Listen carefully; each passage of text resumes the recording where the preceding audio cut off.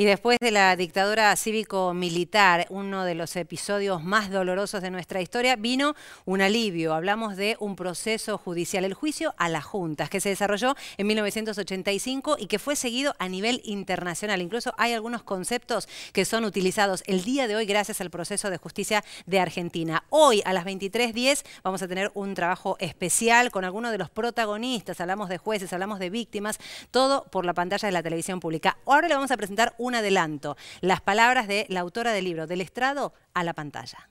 En ese momento, la necesidad de hacer público el juicio no era vista como una necesidad de pasarlo por televisión. La gran pregunta que había en 1985, en el momento en que se estaba por realizar el juicio, era si el juicio se iba a hacer o no. Primero era si iba a empezar o no, y después era si iba a terminar o no, y cuando terminaron los testimonios era si iba a haber o no algún condenado. Esas eran las grandes preguntas de ese momento. La manera en que eso se iba a hacer público fue decidida poco antes de que empezara el juicio por los jueces, cuando tuvieron que pensar algunas cuestiones básicas de cómo se iba a manejar ese tribunal. Recordemos que para 1985 los juicios no se hacían oralmente. Este fue un caso excepcional. Entonces, esta idea de un juicio oral y público era una cuestión nueva, y cómo se iba a hacer público fue involucró una cantidad de decisiones de todo tipo.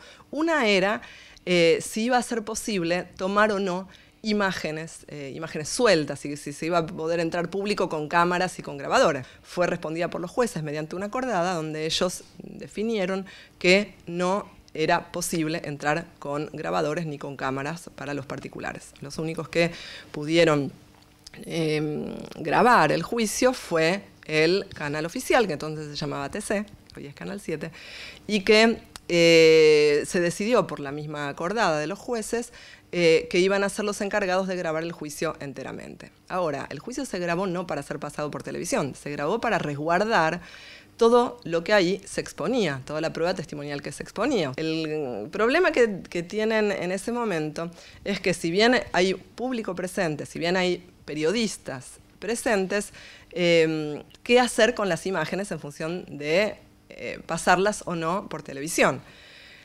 Si nosotros recordamos que solo había 2 o 3 noticieros por día de 1 hora, de 1 hora y media como mucho, esas imágenes no se iban a poder pasar integralmente, no se podían pasar 8 horas seguidas de testimonio en ningún lado. Entonces sí o sí tenía que haber un corte, una segmentación, una fragmentación, algún tipo de elección. Los jueces se empiezan a preguntar en ese momento, creo que todos los actores concernidos por el juicio se empiezan a preguntar en ese momento, ¿quién hace la selección? Si esto se pasa por televisión, ¿quién lo selecciona? ¿Cómo se selecciona? ¿Se selecciona el testimonio más terrible o el menos terrible? Entonces los jueces dicen, eso va a implicar, van a creer, van a decir que estamos prejuzgando, que estamos queriendo poner a la opinión pública a favor o en contra de algo. Entonces, en ese momento, la decisión que se toma, que la toma el gobierno de Alfonsín, es pasar solamente 3 minutos por día y sin sonido por televisión. Con lo cual, los flashes informativos, los noticieros, lo que hacen es poner las imágenes, estas sin sonido, y sus propios cronistas contar lo que dijeron los testigos.